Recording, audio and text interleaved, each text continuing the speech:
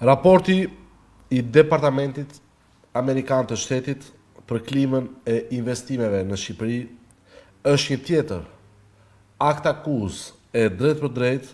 për narkoregjimin e Edi Ramës që ekspozon me vërtetësi një realitet të dhimbshëm që shqiptarët prej 12 vitesh ndjejnë çdo ditë në lëkurën e tyre. Ky raport nuk është thjesht një analizë teknike, por certifikimi i një regjimi të korruptuar, të inkriminuar dhe klientelist që me bekimin e samitit të Arubës, së karteleve të drogës e ka kthyer në sistem skemën mafioze të pastrimit të parave të trafikut ndërkombëtar,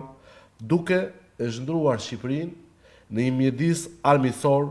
për vetë shqiptarët, biznesin vendas dhe investitorët e huaj. Raporti përshkruan të njëjtat të vërteta, të denoncuara nga opozita dhe Partia e Lirisë, një Shqipëri të kapur nga mafia, krimi dhe korrupsioni, ku drejtësia, prokuroria dhe gjykatat janë të paralizuara, ku investitorët e huaj këshillohen të mos i besojnë sistemit ton gjyqësor,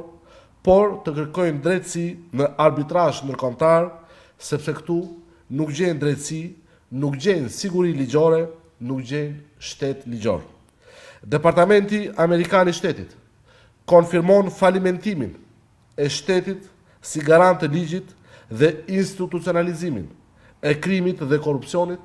të shndruar në armik ndaj çdo shqiptari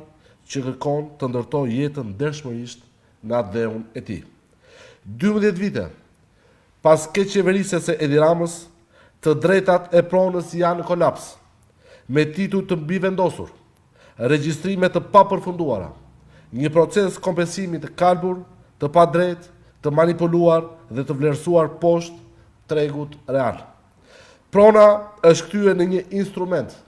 për korrupsion, për shantazh dhe vetëm për përfitime për klientën pranë qeverisë. Investimet strategjike janë shndruar në tallje me interesin publik, një skem e pastër grabitje, një mjet për të falur Bregdetin dhe të gjitha pasuritë kombëtare të oligarkët dhe klientët e Edi Ramës. Ligji për investime strategjike, siç thuhet dhe në raport, nuk ka sjell zhvillim, nuk ka sjell investitorë të mëdhenj, nuk ka sjell mirëqenie, por vetëm favore për klientët e Edi Ramës dhe për të gjithë ata që ndajnë parat, koncesionet, tokat, plazhet, resortet me pushtetin e tij kriminal. Shqipëria nuk është më vend për të bërë biznes, por është ndruar në një zonë të errët në rajon ku ndahen vetëm interesat mafioze mes krimit dhe qeverisë. Investitorët raportojnë shantazhe nga administrata publike, kërcënime nga mediat e kapura dhe presione nga grupe kriminale që veprojnë të lidhura direkt me Edi Ramën. Paraja e pisët që vjen nga droga, kontrabanda dhe evazioni fiskal,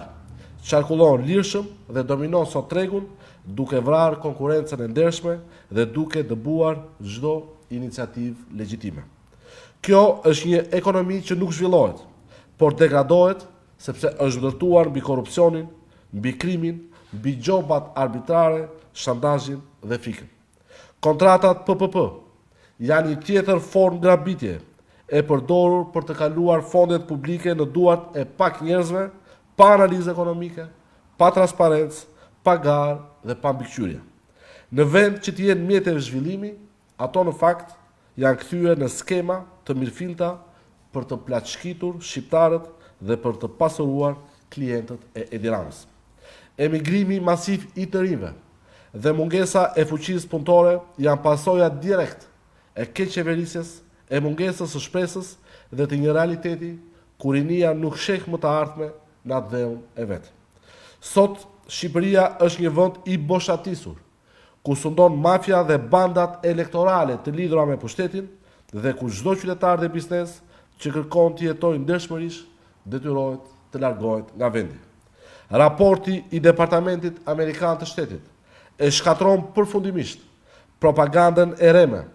të një narkoqeverie që pretendon zhvillim, duke paraqitur në mediat e kapura me paratë e incenatorëve një realitet po aq të rem dhe që bie poshtë çdo ditë nga faktet, nga raportet ndërkombëtare dhe nga zëri i qytetarëve. Kjo është një qeveri që ka shkatruar ekonominë, ka vrarë shpresën dhe ka larguar investitorët e huaj,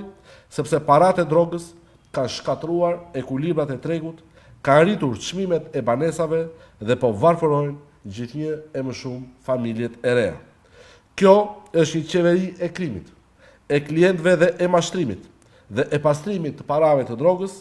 që të vetmen mbështetje zyrtare tani më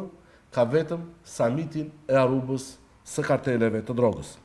Raporti i Departamentit të Drejtësisë për çështjen Megonigal, raporti i Departamentit të Shtetit për klimën e investimeve në Shqipëri, si dhe zbulimet e shërbimeve amerikane për dosjen Aruba, përbëjnë 3 sinjale të qarta nga Shtetet e Bashkuara të Amerikës për të gjithë qytetarët shqiptar se nuk ka më kohë për të humbur me një narkoqeveri që gjithnjë e më shumë po e izolon vendin dhe që duhet të largohet një orë e më parë. Faleminderit.